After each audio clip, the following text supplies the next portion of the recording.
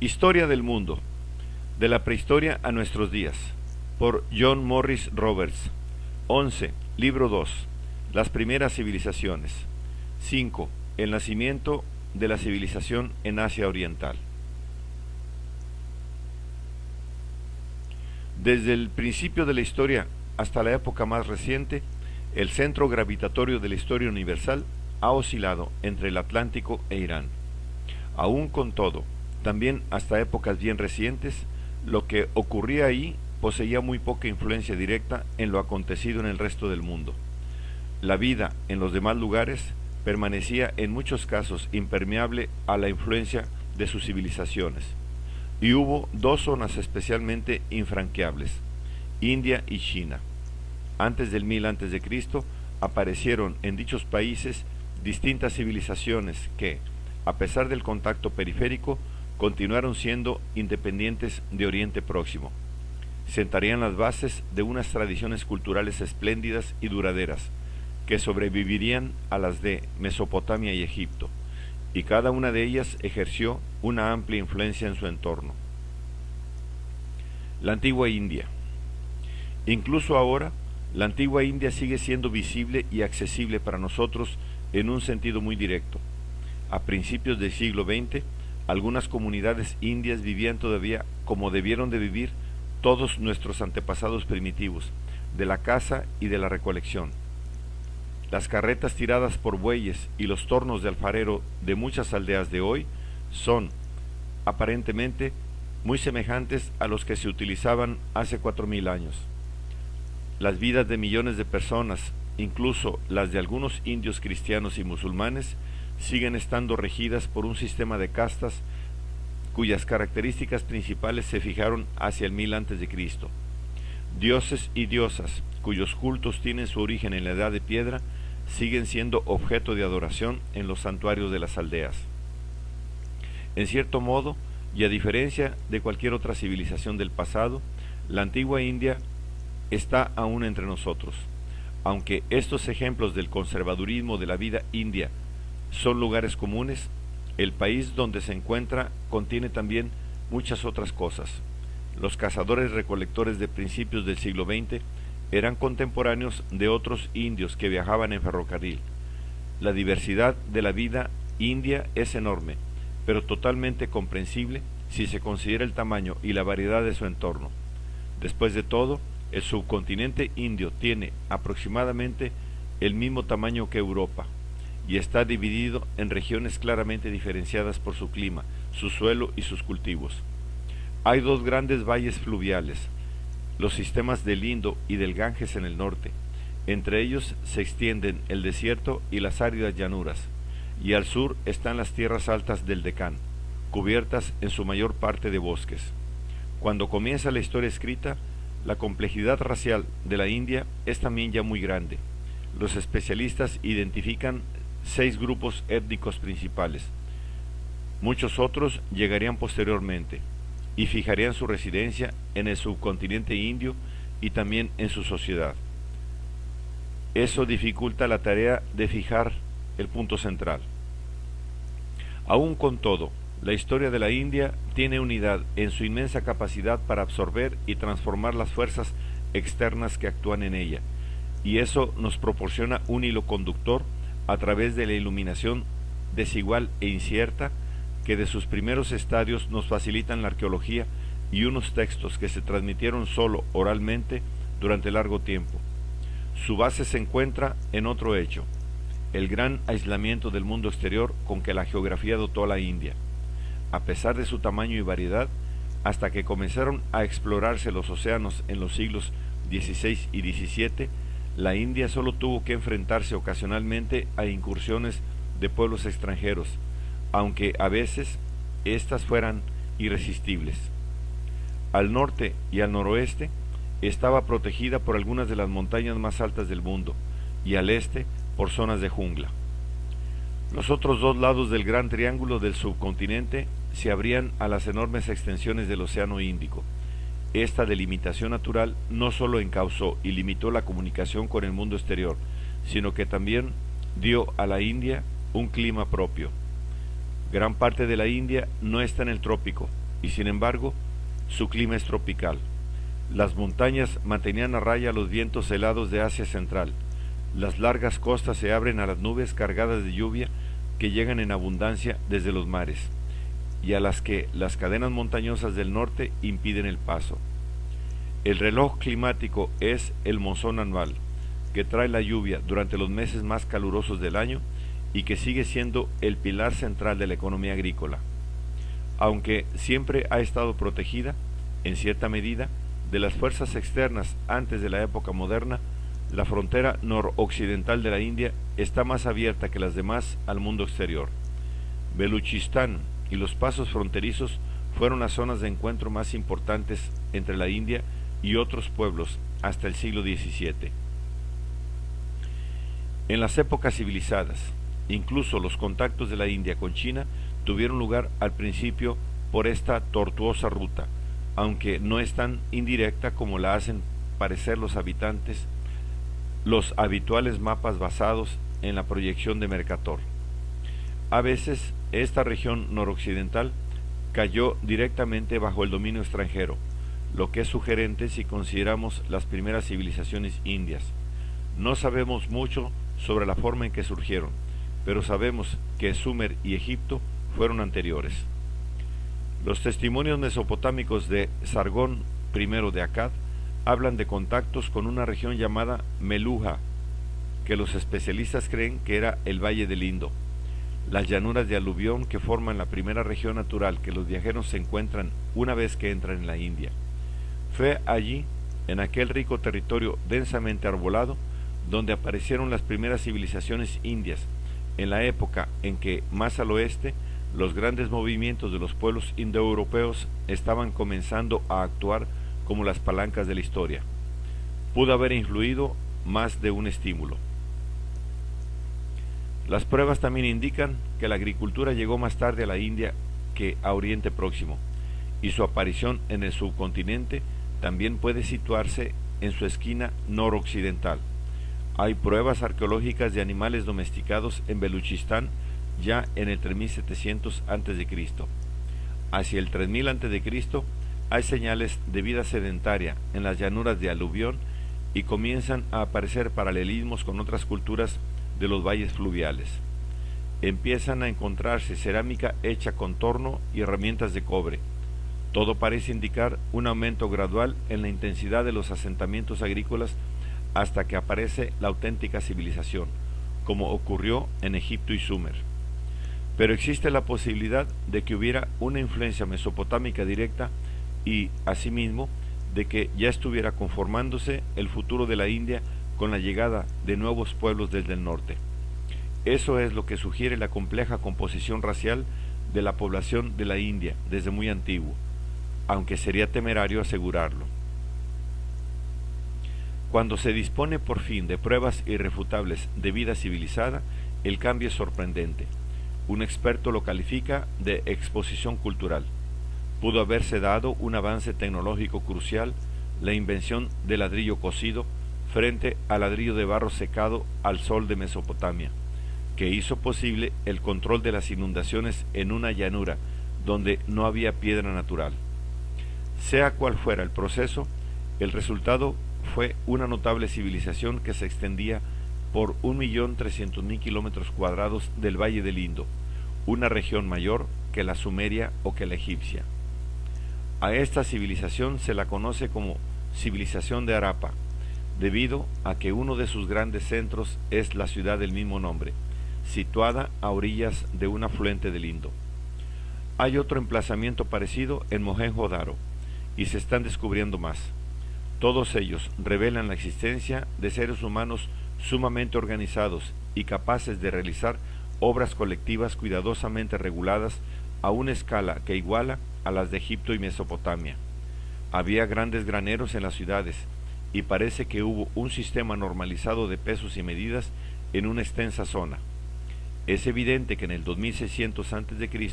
se estableció una cultura bien desarrollada que, con muy pocos cambios, duró unos 600 años antes de desaparecer en el segundo milenio antes de Cristo.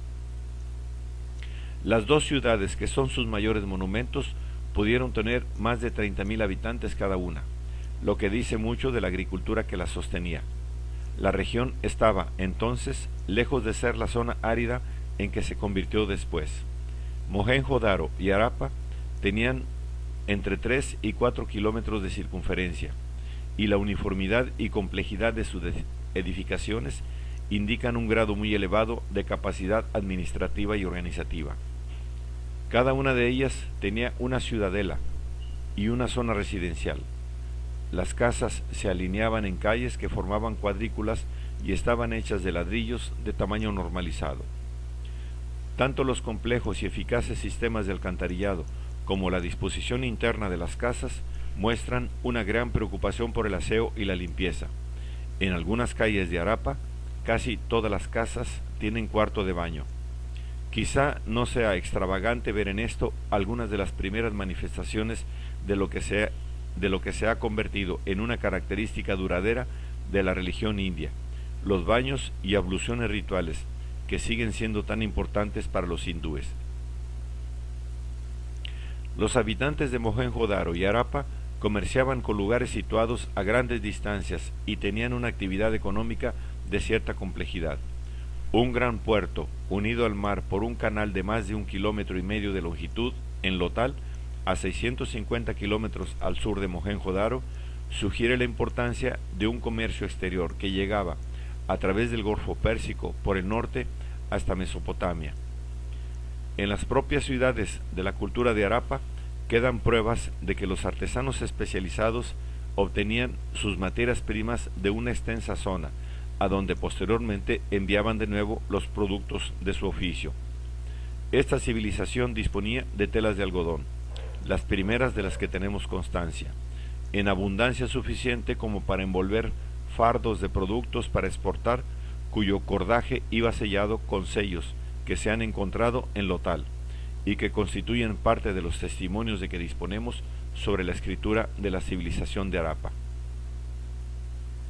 Algunas inscripciones en fragmentos de cerámica son lo único que los complementa y nos proporcionan las primeras huellas de la escritura india.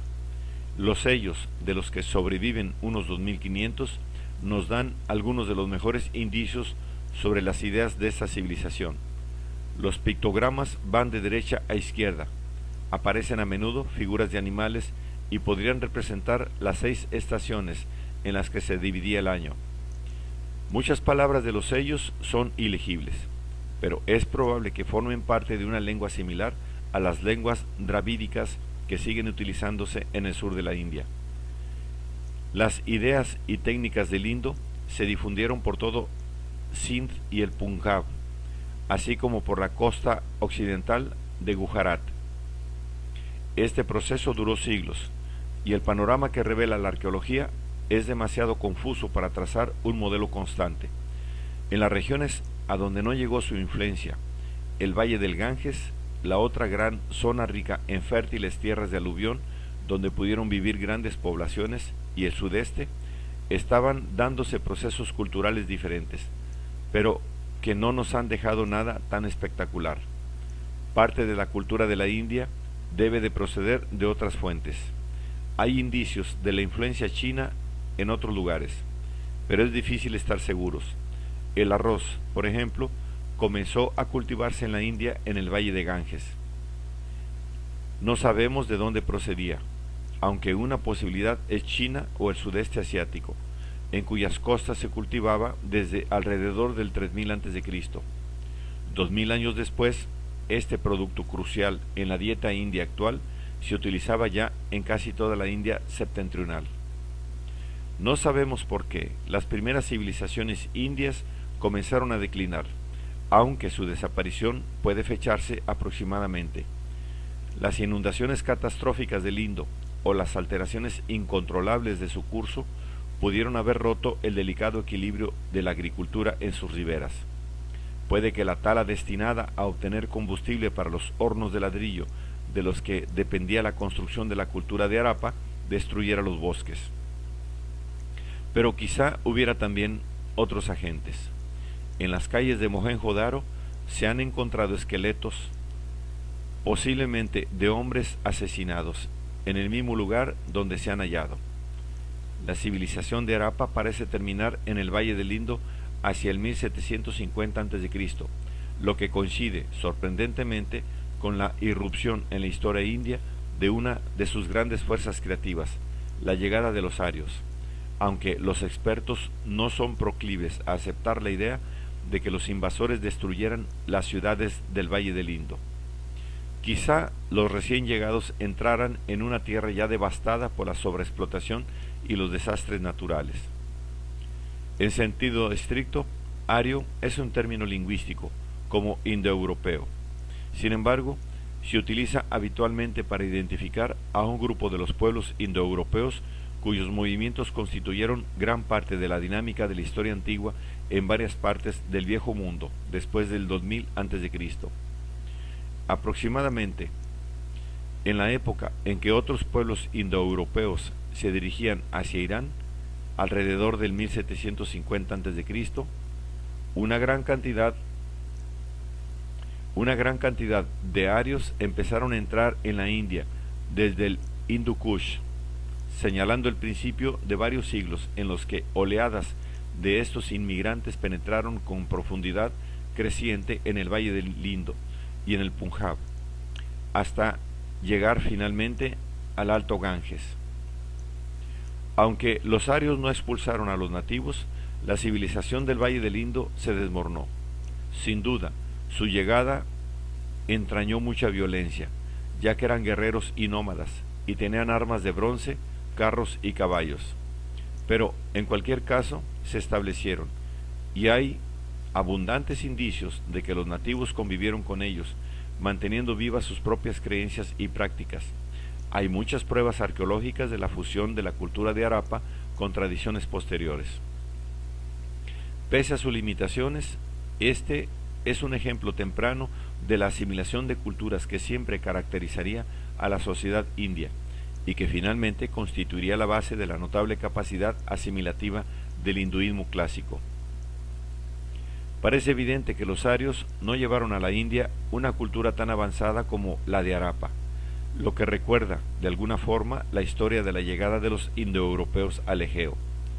La escritura, por ejemplo, desaparece y no surge de nuevo hasta mediados del primer milenio antes de Cristo. También hubo de reinventar las ciudades, y las nuevas carecían de la complejidad y del orden de sus antecesoras del Valle del Indo. Por el contrario, parece que los arios renunciaron a sus hábitos de pastores y se adaptaron lentamente a la vida agrícola, extendiéndose hacia el este y hacia el sur, desde sus primeras zonas de asentamiento en aldeas repartidas irregularmente. Este proceso tardó siglos en consumarse y no culminó hasta la llegada del hierro y hasta que se colonizó el Valle del Ganges. Los aperos de hierro facilitaron el cultivo. Mientras tanto, junto con esta apertura física de las llanuras del norte, la cultura aria había hecho dos contribuciones decisivas a la historia india, a sus instituciones religiosas y a las sociales. Los arios sentaron las bases de la religión que constituye el núcleo de la civilización india. Su religión se centraba en el concepto de sacrificio, a través del cual se repetía indefinidamente el proceso de creación que los dioses llevaron a término al principio de los tiempos. Agni, el dios del fuego, era muy importante, porque a través de las llamas los hombres podían llegar a los dioses. Los brahmanes, los sacerdotes que presidían estas ceremonias, tenían gran importancia y prestigio. En el panteón ario, dos de los dioses más importantes eran Varuna, dios del cielo nocturno y de los océanos, controlador del orden natural y encarnación de la justicia, e Indra, el dios supremo, que año tras año mataba a un dragón y liberaba así de nuevo las aguas celestiales que llegaban con el comienzo del monzón. Conocemos a estos dioses gracias al Rig Veda, una recopilación de más de 1 millar de himnos que se entonaban durante los sacrificios, reunida por primera vez hacia el 1000 a.C., pero sin duda acumulada durante siglos, y que constituye una de las fuentes más importantes para conocer la historia, no sólo de la religión india, sino también de la sociedad aria. El Rig Veda parece un reflejo de la cultura aria que fue tomando forma en la India. no de la cultura aria anterior. Es, al igual que las obras de Homero, la forma escrita en la que cristalizó un corpus de tradición oral, aunque bastante diferente en el sentido de que es mucho menos difícil utilizarlo como fuente histórica, dado que su origen es más claro. Su carácter sagrado hizo que fuera esencial su memorización exacta, y aunque no se fijó por escrito hasta después del 1300, es casi seguro que permaneció fiel en gran parte a su forma original. Junto con los himnos védicos y obras en prosa posteriores, el Rig Veda es nuestra mejor fuente sobre la India aria, cuya arqueología no nos resulta de gran ayuda al ser los materiales de construcción empleados en sus poblaciones y templos menos duraderos que el ladrillo utilizado en las ciudades del Valle del Indo. El mundo que revela el Rig Veda, que es el de los bárbaros de la Edad del Bronce, recuerda también al de Homero. Algunos arqueólogos creen ahora que se pueden identificar en los himnos referencias a la destrucción de las ciudades de la civilización de Harappa. No se menciona el hierro, que aparentemente no llegó a la India hasta después del 1000 a.C. Hay controversia sobre cuánto tiempo después y procedente de dónde. El escenario de los himnos es una tierra que se extiende desde las orillas occidentales del Indo hasta el Ganges, habitada por arios y por nativos de piel oscura, que formaban sociedades cuyas unidades fundamentales eran la familia y la tribu, pero cuyo legado fue menos duradero que el modelo de organización social aria que surge finalmente y que llamamos sistema de castas. Es imposible hablar con seguridad de los comienzos y las repercusiones de un sistema tan vasto y complejo como el de las castas. Una vez que se fijaron por escrito las normas de las castas, éstas parecieron una estructura resistente y sólida, incapaz de variación. Pero esto no ocurriría hasta que las castas tuvieron una existencia de cientos de años, periodo en el que el sistema siguió siendo flexible y evolucionó. Sus raíces parecen hallarse en el reconocimiento de las divisiones de clases fundamentales de una sociedad agraria asentada, una aristocracia de guerreros, chátrias, los sacerdotes o brahmanes y los campesinos y agricultores corrientes, vaishyas. Estas son las primeras divisiones de la sociedad aria que pueden observarse, y no parecen haber sido exclusivas. Era posible el movimiento entre ellas. La única barrera infranqueable al principio era, al parecer, la que existía entre arios y no arios. Una de las palabras que empleaban los arios para designar a los habitantes nativos de la India era dasa, que finalmente se utilizó para los esclavos. A las categorías ocupacionales pronto se añadió una cuarta, de no arios, que sin duda se basaba en el deseo de conservar la pureza racial. Estos eran los sudras, o impuros, que no podían estudiar ni escuchar los himnos védicos. Esta estructura fue desarrollándose casi desde entonces. A medida que la sociedad fue volviéndose más compleja y se sucedían los movimientos dentro de la estructura tripartita original, fueron apareciendo nuevas divisiones y subdivisiones, proceso en el que los brahmanes, la clase superior, desempeñaron un papel decisivo. Se distinguió a los terratenientes y comerciantes de los agricultores. Los primeros se llamaron vaishyas y los campesinos se convirtieron en sudras. Se codificaron el matrimonio y los tabúes alimentarios, y el proceso llevó gradualmente a la aparición del sistema de castas que conocemos en la actualidad. Un enorme número de castas y subcastas se insertaron poco a poco en el sistema, y sus obligaciones y exigencias se convirtieron finalmente en el regulador fundamental de la sociedad india, quizá el único significativo para las vidas de muchos indios. En la época moderna había ya miles de jatis o castas locales cuyos integrantes solo podían casarse entre ellos y comer alimentos cocinados por miembros de la misma casta y que obedecían a sus normas. Por lo general, una casta limitaba también a quienes pertenecían a ella a la práctica de un oficio o profesión. Por este motivo, además de por los lazos tradicionales de tribu, familia y localidad, y por la distribución de la riqueza, la estructura del poder en la sociedad india ha guardado mucha más relación hasta la actualidad con las castas que con las instituciones políticas formales y la autoridad central. Al principio, la sociedad tribal aria produjo reyes, que surgieron, sin duda, gracias a sus aptitudes militares. Gradualmente, algunos de ellos adquirieron una especie de sanción divina, aunque esto siempre dependía del buen equilibrio de relaciones con la casta de los brahmanes. Pero este no fue el único modelo político, pues no todos los arios aceptaron esta evolución. Hacia el 600 a.C., cuando comienzan por fin a discernirse algunos de los detalles de la historia política india a través de la maraña de leyendas y mitos, pueden distinguirse dos tipos de comunidades políticas: una no monárquica, que sobrevivía en el norte montañoso, y otra monárquica, establecida en el valle del Ganges. Esto era el reflejo de siglos de expansión constante de los arios hacia el este y el sur, durante los cuales parece que el asentamiento pacífico y los matrimonios mixtos desempeñaron un papel tan importante como la conquista. Poco a poco, durante esta época, el centro de gravedad de la India aria fue desplazándose desde el Punjab hasta el valle del Ganges, donde los pueblos que lo habitaban antes que los arios adoptaron la cultura aria. A medida que salimos de la zona de penumbra de los reinos védicos, se hace más patente que estos establecieron algo parecido a una unidad cultural en el norte de la India. El valle del Ganges era, en el siglo VII a.C., el gran centro de población india.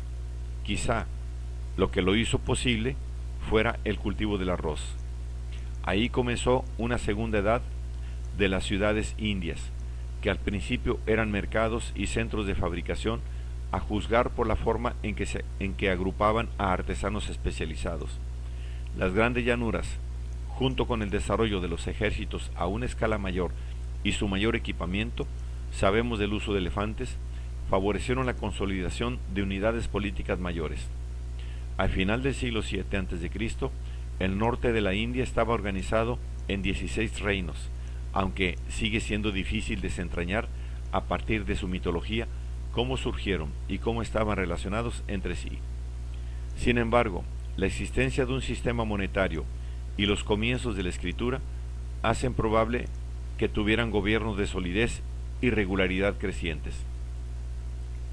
Los procesos en virtud de los que surgieron aparecen tratados en algunas de las primeras fuentes literarias de la historia india, los brahmanas, textos compuestos durante el periodo en que la cultura aria llegó a dominar el valle del Ganges, 800 a 600 a.C., pero se pueden encontrar más datos y los grandes nombres que intervinieron en estos procesos en documentos posteriores, sobre todo en dos grandes epopeyas indias, el Ramayana y el Mahabharata.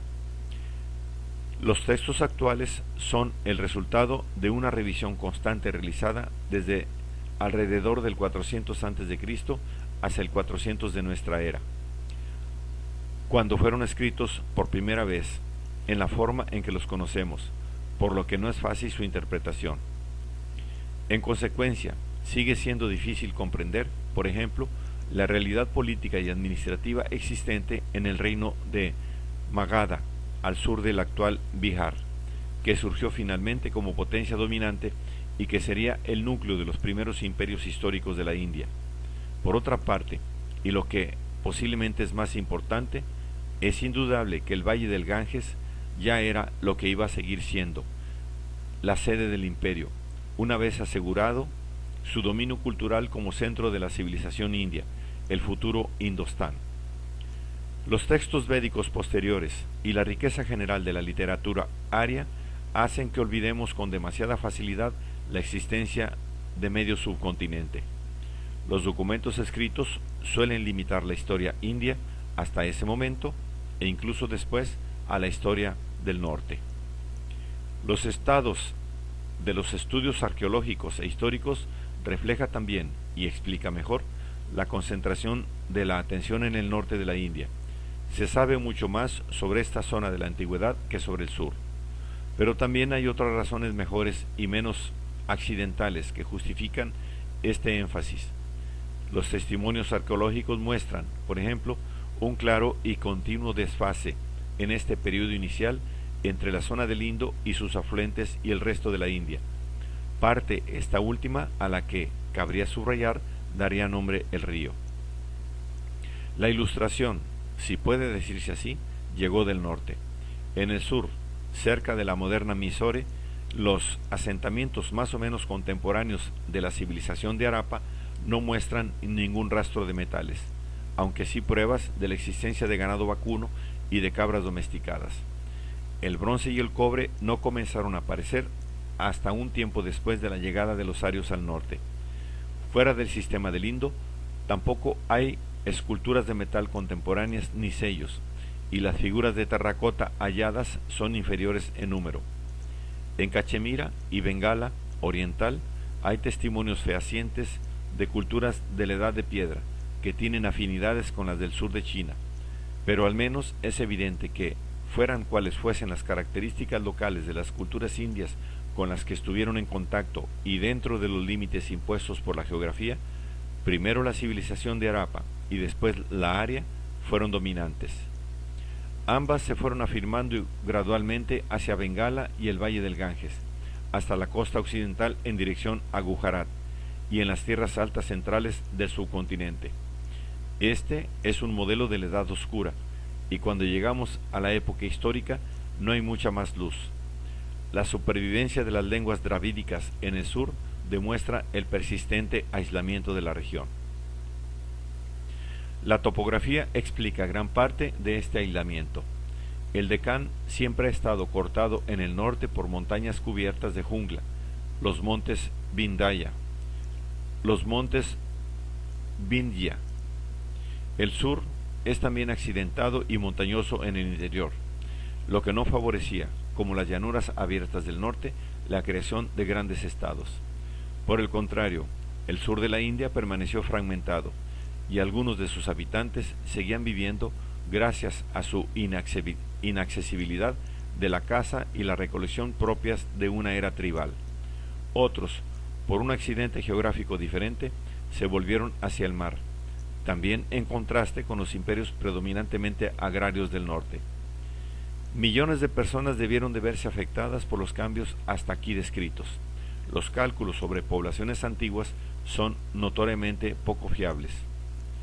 De la India se ha dicho que tenía 25 millones de habitantes en el 400 a.C., lo que valdría aproximadamente a la cuarta parte de la población total del mundo de la época.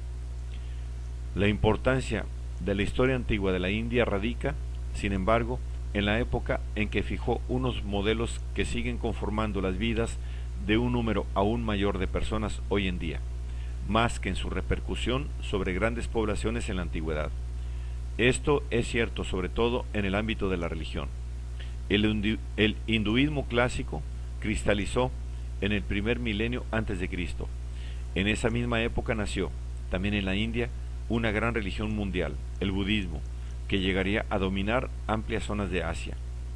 Lo que el hombre hace está determinado por lo que cree que puede hacer. Por tanto, lo que constituye el pulso de la historia de la India es la creación de una cultura, no la de una nación ni de una economía, y para esta cultura la religión fue fundamental. Las raíces más profundas de la síntesis religiosa y filosófica de la India son realmente muy profundas. Una de las grandes figuras populares del actual panteón hindú es Shiva, cuyo culto aunó muchos cultos de fertilidad antiguos.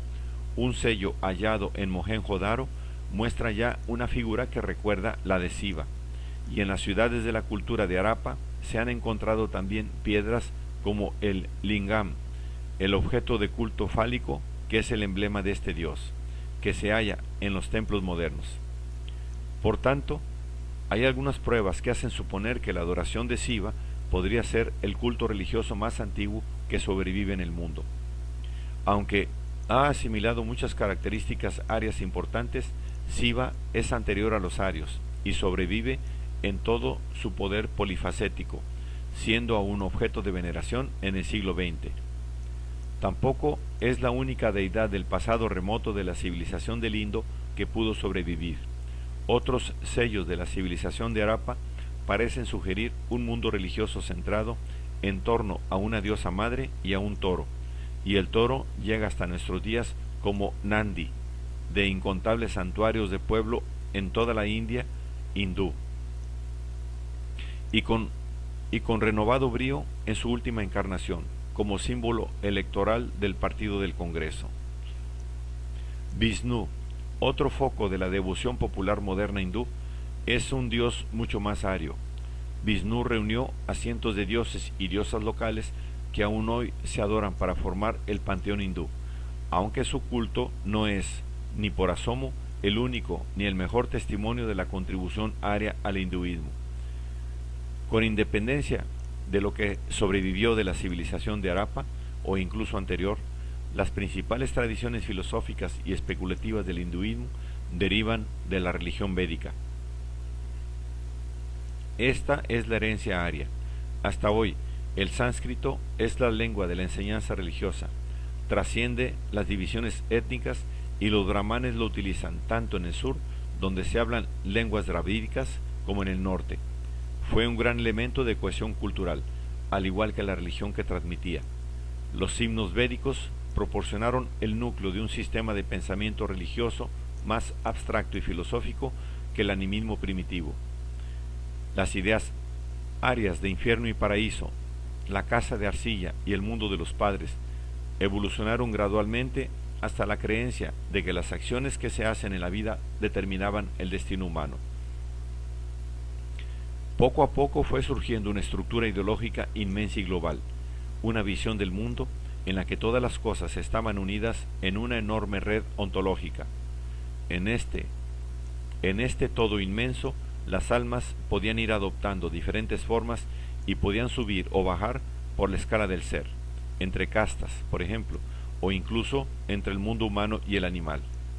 La idea de la transmigración de vida en vida, cuyas formas se determinan por una conducta adecuada, iba unida a la idea de purga y renovación, a la fe en la liberación de lo transitorio, lo accidental y lo aparente, y a la creencia en la identidad final del alma y el ser absoluto en Brahma, el principio creativo.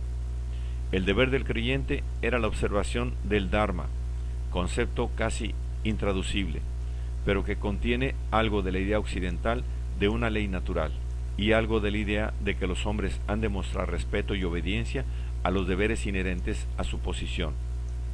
Este desarrollo llevó mucho tiempo. Los pasos a través de los que la tradición védica original comienza a transformarse en el hinduismo clásico son oscuros y complejos.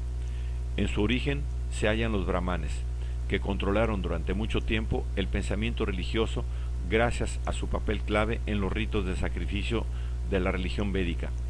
Parece que la clase brahmánica utilizó su autoridad religiosa para subrayar su aislamiento y sus privilegios. Matar a un brahmán se convirtió muy pronto en el crimen más grave, y ni siquiera los reyes podían competir con sus poderes. Pero parece que hubo enseguida un acuerdo con los dioses de un mundo más antiguo. Hay quien sugiere que ello pudo deberse a la infiltración de la clase brahmánica de sacerdotes de cultos no arios que aseguraron así la supervivencia y posterior popularidad del culto de Shiva. Los Upanishads sagrados, textos que datan de alrededor del 700 a.C., señalan la siguiente evolución importante hacia una religión más filosófica. Son un cajón desastre que contiene unas 250 jaculatorias, himnos, aforismos y reflexiones de santos que indican el significado interno de las verdades religiosas tradicionales. Hacen mucho menos hincapié en dioses y diosas personales que los textos anteriores, y también incluyen algunas de las primeras enseñanzas ascéticas que serían después una característica tan visible,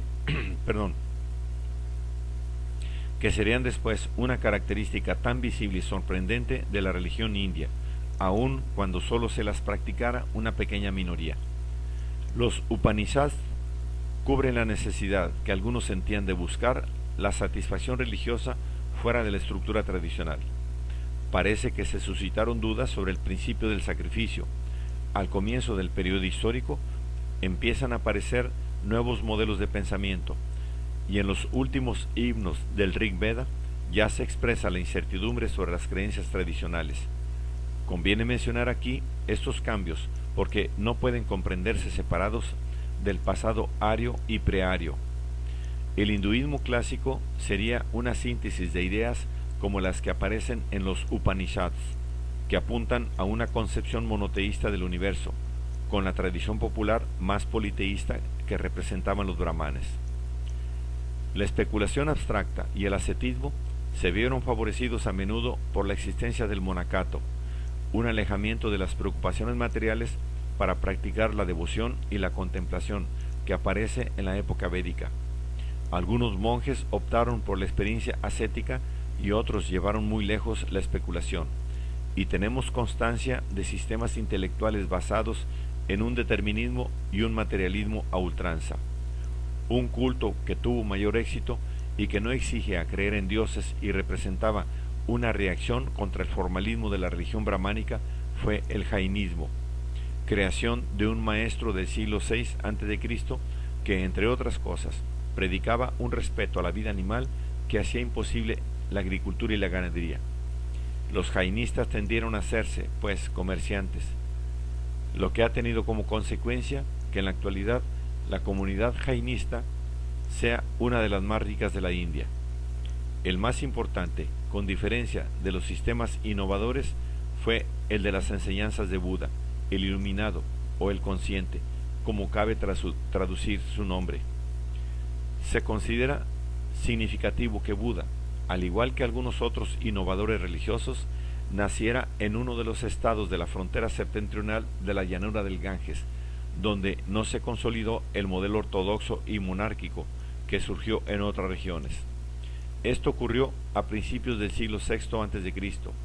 Siddhartha Gautama no era un brahmán, sino un príncipe de la clase de los guerreros, que recibió una educación cómoda y señorial, y que, insatisfecho con su vida, abandonó su casa. Su primer recurso fue el ascetismo, pero después de practicarlo durante 7 años, decidió que había tomado un camino erróneo y comenzó a predicar y enseñar. Sus reflexiones le indujeron a plantear una doctrina austera y ética, cuyo objetivo era la liberación del sufrimiento, alcanzando estados superiores de conciencia, lo que no carecía de paralelismos con las enseñanzas de los Upanishads. Una parte importante del budismo es el yoga, que se convirtió en uno de los denominados 6 sistemas de la filosofía hindú. La palabra tiene muchos significados, pero en este contexto se puede traducir aproximadamente como método o técnica. Mediante el yoga se trataba de llegar a la verdad a través de la meditación después de lograr un control completo y perfecto del cuerpo, control que revelaría la ilusión de la personalidad, que, como todo el resto del mundo creado, no es más que un fluir, el paso de los acontecimientos, no la identidad. Este sistema ya se había esbozado también en los Upanishads y se convertiría en uno de los aspectos de la religión india que más sorprendieron a los visitantes procedentes de Europa. Buda enseñó a sus discípulos a disciplinar las necesidades de la carne y a despojarse de ellas de tal modo que ningún obstáculo impidiera que el alma alcanzara el estado de santidad del nirvana o autoaniquilación, la liberación del ciclo infinito de renacimiento y transmigración. Una doctrina, pues, que instaba a los hombres no a que hicieran algo, sino a que fueran algo para no ser cualquier cosa. La forma de lograrlo era seguir un camino de 8 vías de perfeccionamiento moral y espiritual. Todo esto equivale a una gran revolución ética y humanitarista. Aparentemente, Buda tenía grandes dotes prácticas y de organización que, junto con su incuestionable calidad personal, le convirtieron enseguida en un maestro popular y de éxito. Eludió la religión brahmánica en lugar de oponerse a ella, y esto debió de suavizar su camino. La aparición de comunidades de monjes budistas confirió a su obra un marco institucional que le sobreviviría. Buda ofreció asimismo un papel a quienes no estaban satisfechos con la práctica tradicional, en especial a las mujeres y a los seguidores de las castas inferiores, ya que a sus ojos la casta era irrelevante. Por último, El budismo era arritualista, sencillo y ateo. No tardó en ser objeto de elaboración y, dicen algunos, de contaminación especulativa, y al igual que todas las grandes religiones, asimiló gran parte de las creencias y prácticas preexistentes, aunque al hacerlo mantuvo una gran popularidad. Pero el budismo no sustituyó a la religión brahmánica, y durante 2 siglos aproximadamente estuvo confinado en una parte relativamente pequeña del Valle del Ganges. Al final, aunque no fue hasta bien entrada la era cristiana, vencería el hinduismo, y el budismo disminuiría hasta convertirse en una creencia minoritaria en la India. Pero en cambio, se convertiría en la religión más difundida en Asia y en una poderosa fuerza de la historia universal. Y fue la primera religión del mundo que se difundió más allá de la sociedad en la que nació, ya que la tradición de Israel, más antigua, tendría que esperar hasta la era cristiana para poder asumir un papel mundial. En su India natal, el budismo sería importante hasta la llegada del Islam. Las enseñanzas de Buda señalan, por tanto, una época reconocible en la historia de la India y justifican una interrupción de su exposición. En su época, una civilización india que aún pervive y aún es capaz de realizar enormes hazañas de asimilación estaba completa en lo esencial. Este es un hecho de enormes consecuencias que separaría a la India del resto del mundo. Gran parte de los logros de las primeras civilizaciones de la India siguen siendo intangibles. Hay una famosa figura que representa a una bella bailarina de Mohenjo-Daro, pero la India antigua, anterior a la época de Buda, no produjo arte ni unos monumentos comparables a los de Mesopotamia, Egipto o la Creta minoica. Marginal en su tecnología, la India también llegó tarde, aunque no puede decirse con exactitud en qué medida en relación con las demás civilizaciones a la escritura. Pero las dudas sobre gran parte de la historia antigua de la India no pueden oscurecer el hecho de que su sistema social y sus religiones han durado más que cualquier otra de las grandes creaciones de la mente humana. Incluso es temerario especular sobre la influencia que ejercieron a través de las actitudes que asentaron, difundidas a través de los siglos en formas puras o impuras. Lo único seguro es un dogmatismo negativo, un conjunto tan completo de visiones del mundo, unas instituciones tan despreocupadas por el individuo, una filosofía tan afirmativa de los ciclos implacables del ser, tan carente de una fácil atribución de la responsabilidad del bien y del mal, que tuvieron que dar lugar a una historia muy diferente de la de los seres humanos que vivieron en las grandes tradiciones semíticas, y estas actitudes se formaron y asentaron en su mayor parte 1000 años antes de Cristo.